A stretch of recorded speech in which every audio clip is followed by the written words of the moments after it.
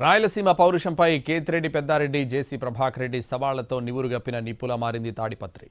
Rayalaseema irrigation ప్రాజెక్టులపై ఎక్కడైనా చర్చకు రావాలంటూ కేతిరెడ్డి పెద్దారెడ్డి సవాల్ విసిరారు.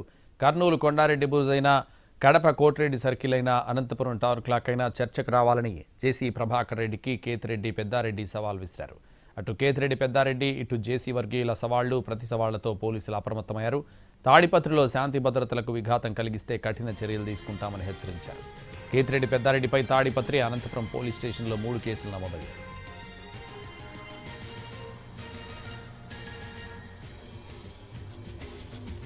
ఈ విషయానికి సంబంధించి మరింత సమాచారం మా ప్రతినిధి శ్రీనివాస్ ఫోన్ లైన్లో అందిస్తారు. శ్రీనివాస్.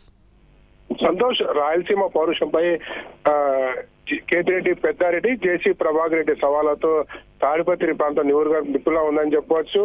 రాయలసీమ పౌరుషం, రాయలసీమ ఇరిగేషన్ పై మాట్లాడే హక్కు లేదంటూ జేసీ ప్రభాకర్ రెడ్డి, కేతిరెడ్డి పెద్దారెడ్డితో పాటు కేతిరెడ్డి వెంకటరామరెడ్డి కూడా చెప్పాడు. సీమ పౌరుషంపై మాట్లాడే హక్కు కేతిరెడ్డి వారికి లేదు. ఎందుకంటే వారు చేసిన గత 5 ఏళ్లలో ఏం చేశారో ఫస్ట్ తెలుసుకొని మాట్లాడాలని చెప్పారు. దీనికి సంబంధించి పెద్దారెడ్డి స్పందిస్తూ కర్నూలు కొండారెడ్డి బుర్జ్ అయినా, కడప కోటిరెడ్డి సర్కిల్ అయినా, అనంతపురం టవర్ క్లాక్ చర్చకు రావాలని జేసీ ప్రభాకర్ రెడ్డికి కేతిరెడ్డి సవాల్ విసరడంతో ఇటు జేసీ వర్గీయులు కూడా సవాల్ విడిచిన పరిస్థితి ఉంది.